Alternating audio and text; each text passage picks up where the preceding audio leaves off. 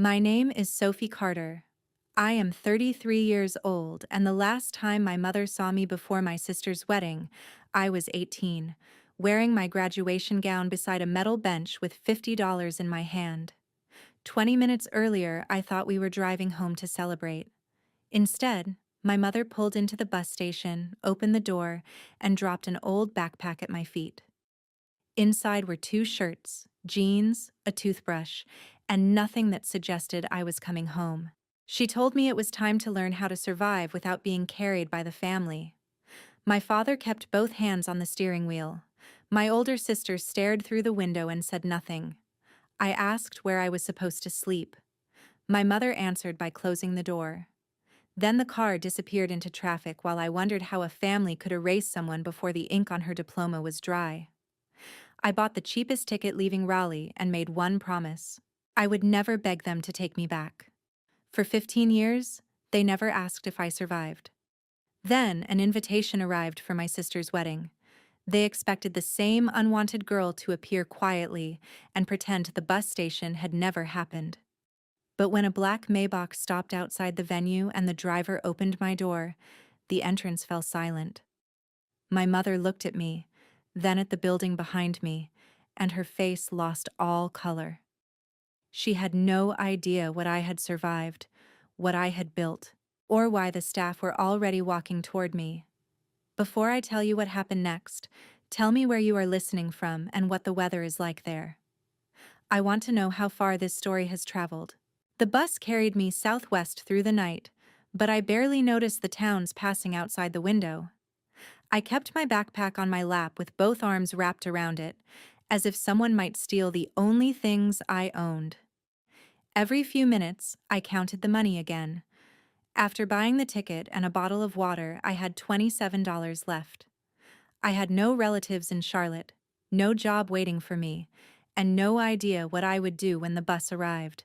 All I knew was that going back was not an option. The station was nearly empty when I stepped off shortly after midnight. I spent my first hour studying motel prices printed on faded advertisements near the ticket counter. Even the cheapest room cost more than everything in my pocket. I was standing beside a vending machine, trying not to panic, when a woman cleaning the waiting area asked if someone was coming to get me. I lied and said my ride was late. She looked at my graduation gown folded over my arm, then at the broken zipper on my backpack. She did not believe me, but she did not embarrass me either.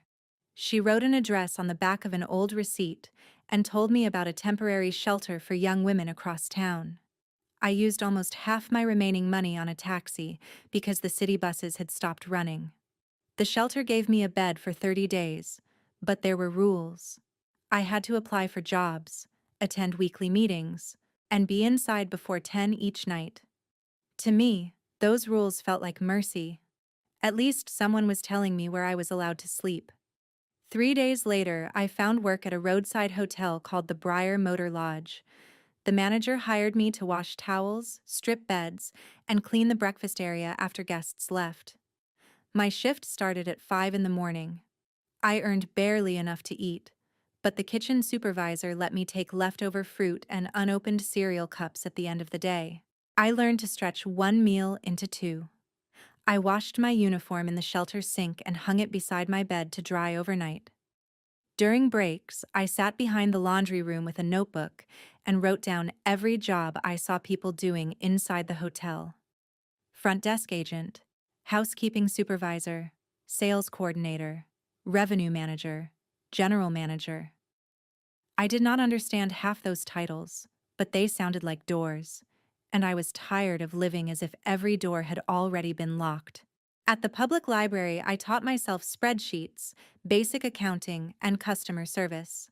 I watched free training videos about hotel operations because the computers shut down automatically after 1 hour, and I wanted to use every minute. That was where I met Tessa Monroe. She worked evenings at the front desk and came to the library to use the internet because her roommate had stopped paying the cable bill. Tessa was blunt, funny, and completely unimpressed by self-pity. When she learned I was living at a shelter, she did not tilt her head or tell me how sorry she was. She simply said, "You have 2 weeks left there. My roommate is moving out. The apartment is terrible, but the locks work. We became roommates before we became friends. Our apartment had peeling paint, one working burner, and plumbing that complained every time someone took a shower. To me, it was the first place in Charlotte that felt even slightly mine. I slept on a mattress on the floor and kept my $50 graduation card inside my pillowcase. I never spent the final $5 bill. I needed proof that the bus station had really happened, especially on nights when loneliness made me question my own memory. My family did not call. My mother did not ask whether I had found a safe place. My father did not send money. My older sister posted photographs from her college campus, smiling beside our parents beneath a caption about family always supporting one another. My younger brother received a used truck for his birthday. I found out through social media. For months, I told myself their silence no longer mattered. Then I would hear someone in the hotel lobby call her daughter and say, "Let me know when you get home." And the grief would return so quickly I had to step into the laundry room before anyone saw my face. Anger kept me moving, but work gave that anger direction. I started noticing things the managers ignored. We lost reservations because messages went unanswered. Guests complained because rooms were marked clean before anyone checked them. Employees were blamed for mistakes caused by broken systems. One Friday evening, a convention downtown filled nearly every hotel in the area. Our booking system malfunctioned and sold the same 12 rooms twice. By 7, the lobby was packed with exhausted travelers, and our manager had disappeared into his office. Tessa was being shouted at by 3 guests at once. I stepped behind the desk even though I was not authorized to touch the reservation computer. I called nearby properties, negotiated reduced rates, arranged transportation, and prepared written apologies for every displaced guest. Then I found 2 vacant rooms that had been incorrectly marked for maintenance and had housekeeping inspect them. By midnight, everyone had somewhere to sleep. The manager later warned me never to interfere again, but one woman in the lobby had watched the entire thing without saying a word.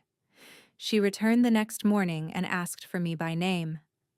I did not know it yet, but she was about to become the first person who saw more in me than the girl someone had left behind. Who would be the first person to trust me with a future I could not yet imagine? Her name was Marisol Vega.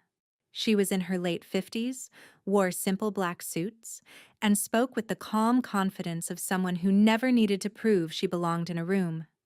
She asked me to sit with her in the breakfast area after my shift.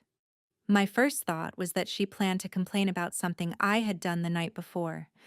Instead, she asked why I had handled a crisis that was not part of my job. I told her the truth. No one else was doing it, and the guests still needed help.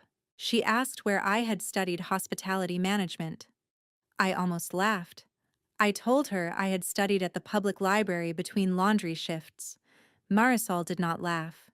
She asked me 5 questions about room pricing, staffing, and customer recovery. I answered the ones I knew and admitted when I did not know the others. Before leaving, she handed me a business card and said, "Honesty is easier to train than arrogance. Call me when you are ready to stop working for people who punish initiative."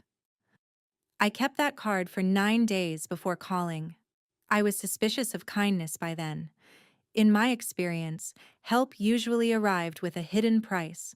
Marisol met me at an old brick inn on the edge of Charlotte. The place had 18 rooms, cracked shutters, and a sign that flickered even during daylight. She had purchased it after retiring from a regional hotel company. The inn was losing money, reviews were terrible, and 2 previous managers had quit. She offered me a job as her operations assistant. The salary was only slightly better than what I already earned, but the position included a small employee room behind the office. More importantly, she placed a written contract in front of me. The contract listed my hours, pay, housing cost, responsibilities, and the exact conditions under which either of us could end the arrangement. I read every line twice. Marisol waited without rushing me. That was the first lesson she taught me. Real support did not demand blind trust. It allowed questions. I accepted. For the next year, I learned the hotel business from the foundation up. I inspected rooms, balanced receipts, answered complaints, negotiated with laundry suppliers, and tracked which online listings brought actual customers. Marisol taught me that most failing businesses were not destroyed by one dramatic mistake. They were weakened by 100 ignored details: a dripping faucet, a rude greeting, a bill no one checked, a worker who stopped caring because management had stopped listening. Tessa joined us on weekends to take new photographs and rewrite the inn's social media pages. She called herself our unpaid director of making things look less depressing. I insisted Marisol pay her. Tessa accepted $10 an hour and free breakfast. We repainted the rooms ourselves, replaced harsh lighting, partnered with a nearby bakery, and created weekend packages for couples visiting the city. I contacted local wedding planners and offered discounted blocks for small events. Within 6 months, occupancy increased enough for Marisol to hire 2 more employees. She gave me a performance bonus after the first profitable quarter. I stared at the check for so long that she asked whether the amount was wrong. It was not wrong. I simply had never been rewarded for making something better. At home, good work had always become the new minimum. Success did not erase my fear of failure. It made the fear louder. When I created our first holiday promotion, I priced the rooms too low and forgot to include extra cleaning costs. We filled every room and still lost money that weekend. I expected Marisol to fire me. Instead, she placed the financial report between us and asked me to explain what I had missed. I did. She made me create a recovery plan, then trusted me to carry it out. A mistake is expensive, she said, but shame is even more expensive if it teaches you to hide the next one.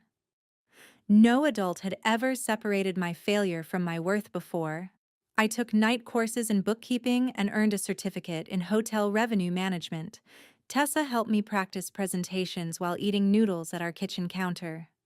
We began talking about what the inn could become instead of what it had been. 2 years after I arrived, a larger property 10 miles away went into foreclosure. It was a former boarding house with 30 rooms, a neglected garden, and a dining hall with boarded windows. Marisol believed it was too risky. I spent 3 weeks researching the neighborhood, renovation costs, and potential customers. Then I prepared a proposal. I suggested turning the building into a small boutique hotel that combined extended stays with private events. Marisol listened without interrupting. When I finished, she said the plan was strong but asked how much of my own money I was willing to risk. My savings represented years of missed meals, secondhand clothes, and double shifts. The idea of losing it made my stomach turn. Still, I offered every dollar except a small emergency fund. Marisol agreed to invest the rest, but only if I accepted responsibility for operations and tied part of my compensation to performance. She also offered me a 5% ownership stake that could increase if the property reached specific goals. I read the agreement with shaking hands. 5% would not make me rich. To me, it meant something more important. For the first time in my life, my name would be attached to a place no one could order me to leave without consequence. The renovation took 10 exhausting months. Contractors missed deadlines. Pipes burst behind newly painted walls. A lender threatened to withdraw. I learned to negotiate without apologizing for taking up space. I learned to ask for written confirmation. I learned that confidence was not a feeling. It was the decision to act while doubt was still talking. On opening night, only 9 rooms were booked. I smiled for photographs, then cried alone in the supply room because I thought I had ruined everything. By the end of the first year, the hotel was profitable. On the anniversary of our opening, Marisol handed me an updated ownership document. I had earned another 5%. I took it back to my room and placed it beside the old graduation card. One document proved someone had abandoned me with $50. The other proved that abandonment had not decided the value of my future. But could a small ownership share in one struggling hotel really become the foundation of something powerful enough to change my life? The answer came through years of early mornings, delayed paychecks, failed inspections, and decisions that seemed small until they changed everything.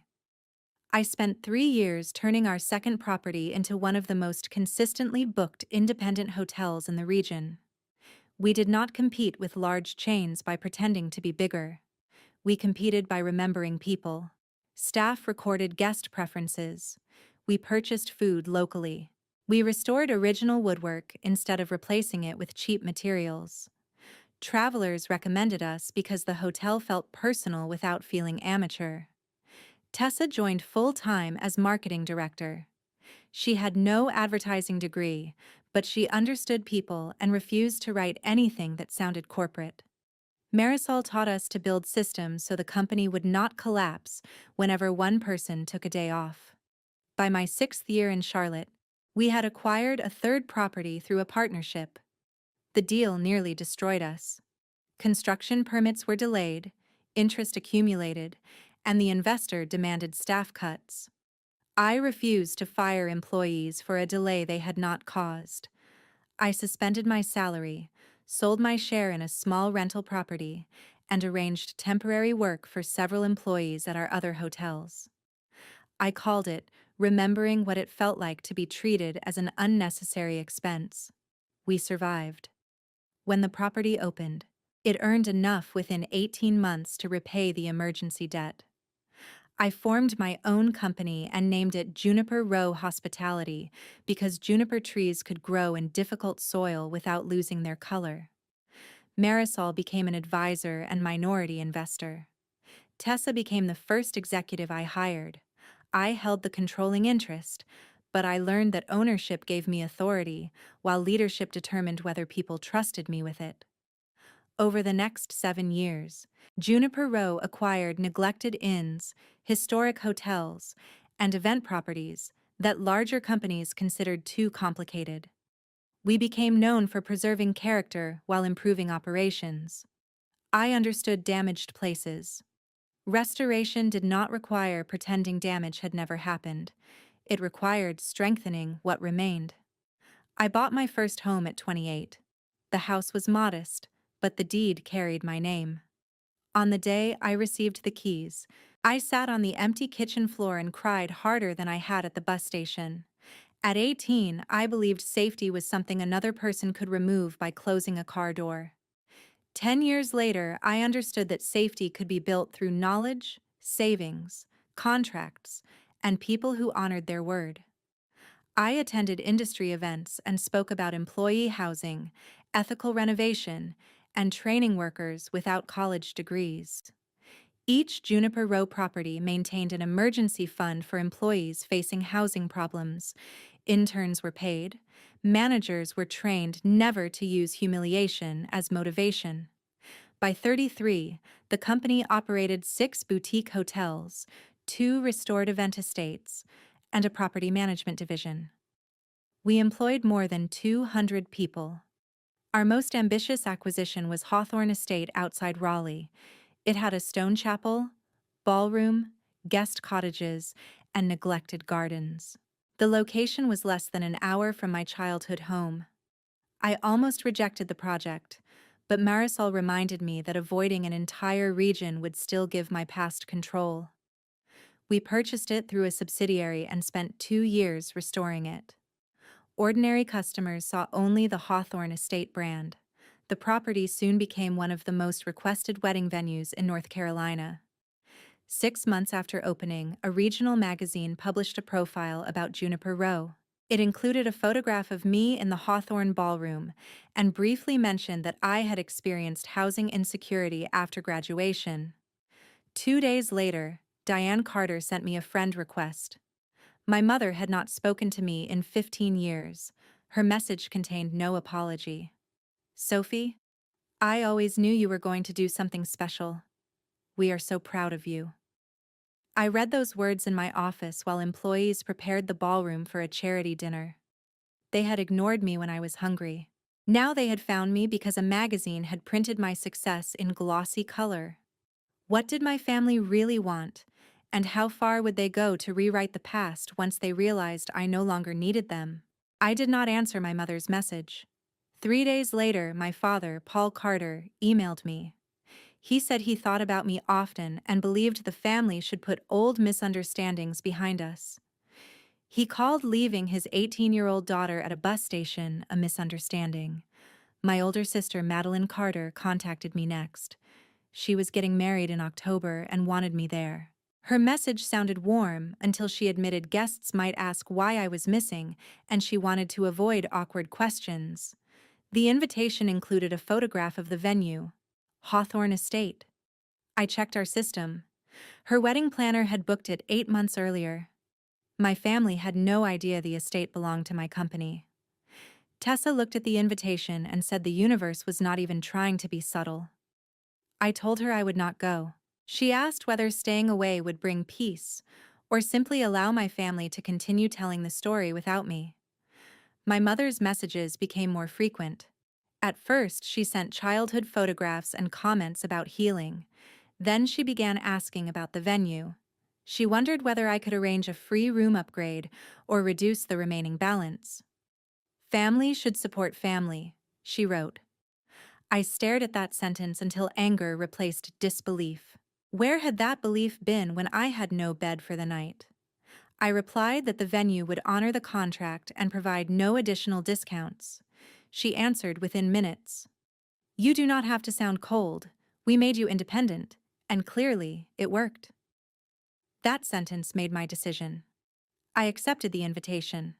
I told Hawthorne's general manager that I would attend as a guest and instructed the team to treat Madeline's wedding like every other event. No punishments, no favors. I would not damage my sister's wedding to settle a score with my mother. A month before the ceremony, my father called. Hearing his voice after 15 years felt unreal. He said my mother made the final decision at the bus station, but he admitted agreeing. He claimed money had been tight, and they believed I needed motivation. I asked whether they were unable to support me or simply preferred spending the money on Madeline and my brother, Owen. After a long silence, he admitted they had paid Madeline's graduate school tuition and placed a down payment on Owen's truck. They had not been facing eviction.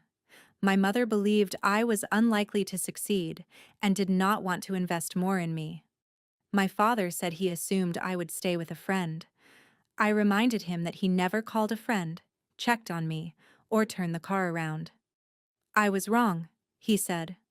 I know, I replied, but regret now does not erase what your silence did then. Before the wedding, I removed the old graduation card from my office cabinet. Inside, my parents had written, "Good luck out there."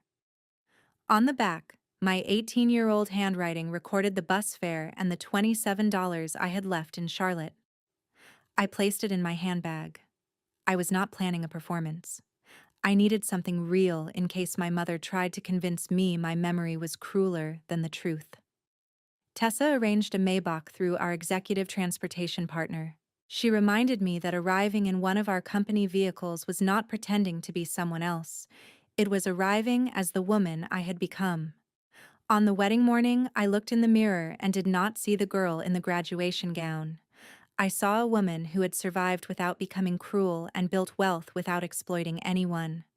Was I ready to face them, or had 15 years of silence only delayed a wound about to open again? The Maybach entered Hawthorne Estate shortly before the ceremony. Guests stood near the chapel taking photographs, while staff moved between the cottages and ballroom. My mother stood on the front steps in a silver dress, directing relatives as if the property belonged to her. The driver opened my door. Conversations faded as I stepped onto the stone driveway and looked directly at the woman who had left me beside a metal bench 15 years earlier. Color drained from her face. My father stood behind her holding a program. He looked at me, then lowered his eyes.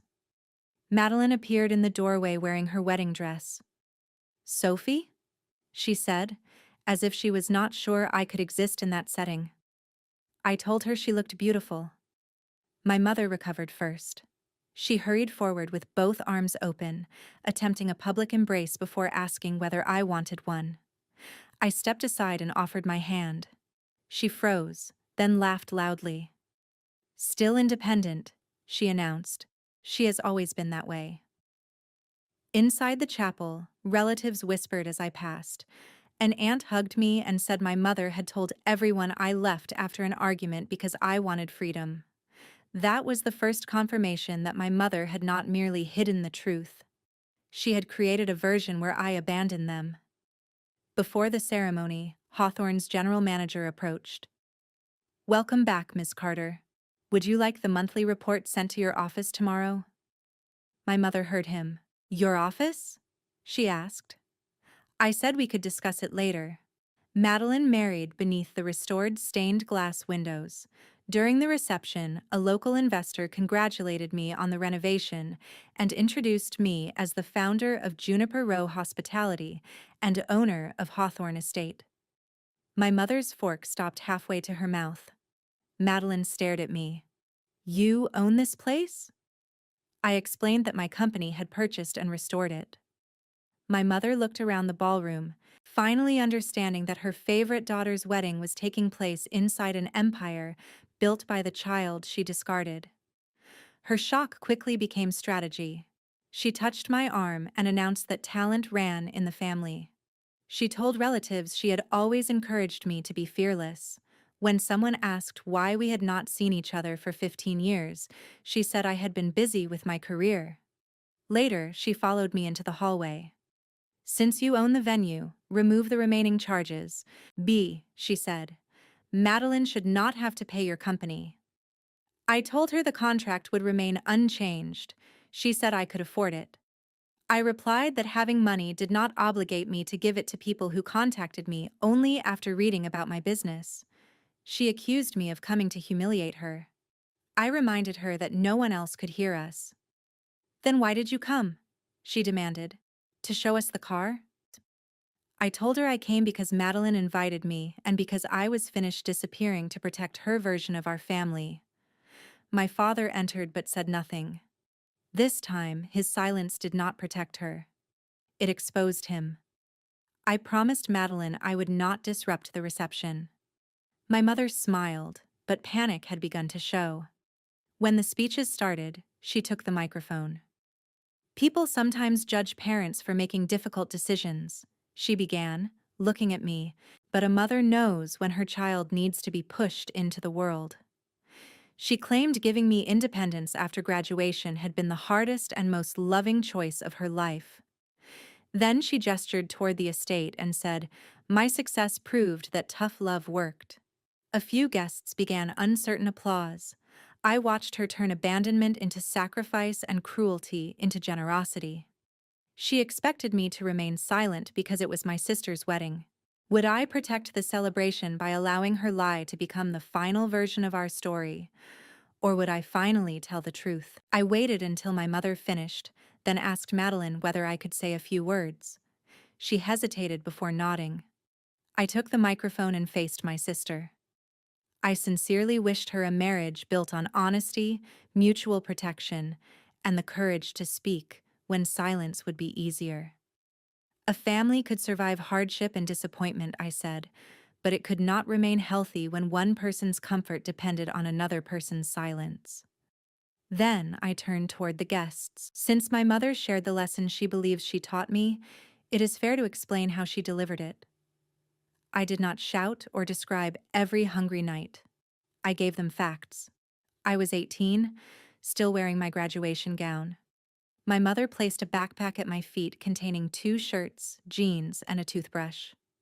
My parents gave me $50 and drove away from a bus station without arranging housing, work, or a safe adult to receive me. They did not call that night, that week, or for 15 years.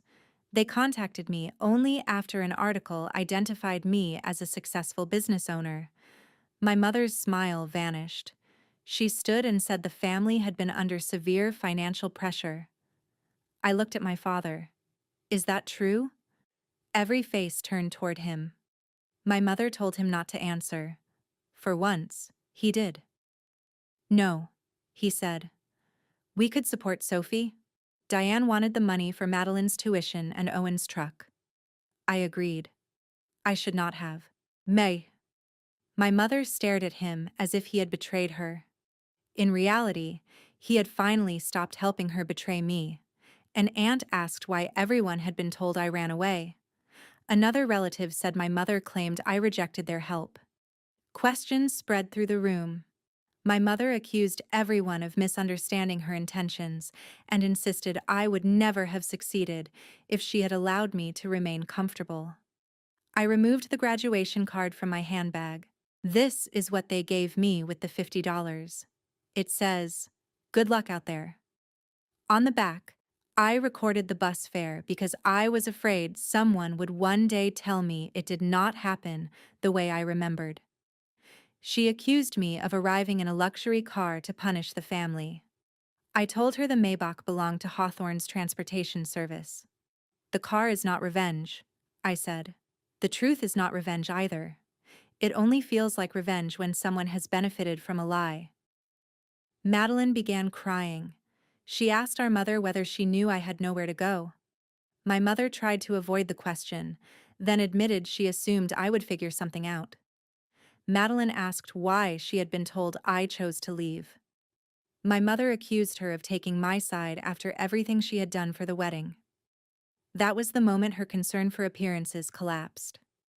Madeline wiped her face. This is my wedding, and you will not attack her because she told the truth. My mother began shouting that no one appreciated her sacrifices. When a server approached with water, she knocked the glass from his hand. Hawthorne's general manager reminded her of the conduct policy and offered to escort her to a private room. She demanded that I fire him. I said he was doing his job. When she continued yelling, Madeline asked her to leave the ballroom. My father followed her. For the first time, the room did not rearrange itself around my mother's anger. The reception continued. Madeline and I stepped onto the terrace. She admitted she had known our mother planned to send me away, but believed I would stay with a friend and return. She had never asked because the answer would have forced her to confront how much she benefited from my absence. Her apology contained no excuses, and she did not demand forgiveness. I told her honesty was a beginning, not a repair. Any relationship between us would depend on what she did after the wedding. My father found me near the doors. He admitted he had been a coward and asked whether I could forgive him. I told him forgiveness was not a door he could ask to enter. It was a process I controlled, and it might never produce the relationship he wanted. My mother refused to speak privately. She sent a message accusing me of destroying the family. I answered once. She would receive no money, favors, or access to my company. She could not use my name or success to promote herself.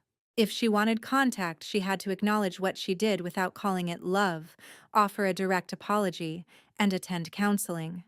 Then I blocked her number. I left before the final dance. As the driver opened the Maybach door, I looked back at Hawthorne. 15 years earlier, I watched my family's car disappear and believed being left behind meant I had lost everything. That night, I understood that sometimes the person who leaves with the least is the only one free to build something honest. Back in Charlotte, I did not celebrate my mother's humiliation. The victory was that I had spoken without becoming cruel. I had protected my employees, honored my sister's contract, and refused to purchase acceptance with money. In the following months, Madeline entered therapy and contacted me carefully, without demands. My father sent a detailed apology and accepted that I might never respond. My mother told relatives I had become arrogant, but fewer people believed her. Once the truth was visible, maintaining the lie required an audience willing to ignore it. She no longer had one. I expanded a Juniper Row program called First Room. It provided temporary housing, paid job training, financial education, and counseling referrals for young adults abandoned by family or aging out of foster care. Every participant received a contract, fair wages, and a trained mentor. I could not return to the bus station and rescue my 18-year-old self, but I could make sure another young person stepped off a bus and found more than $27 and a locked door. Pain can become ambition, but ambition alone does not heal pain. Healing begins when we stop allowing those who harmed us to define what happened. Boundaries are not cruelty. Accountability is not revenge. Forgiveness does not require restored access. Success has its greatest value when it creates safety not only for us, but also for people standing where we once stood. My mother abandoned me believing hardship would either break me or prove her right. She never imagined I would build a life strong enough to survive without her, and compassionate enough not to become her. Have you ever rebuilt your life after someone close to you walked away? What boundary helped you reclaim your future? Share your story below, because someone reading it may still be standing at their own bus station, waiting to learn that abandonment is not the end of their story.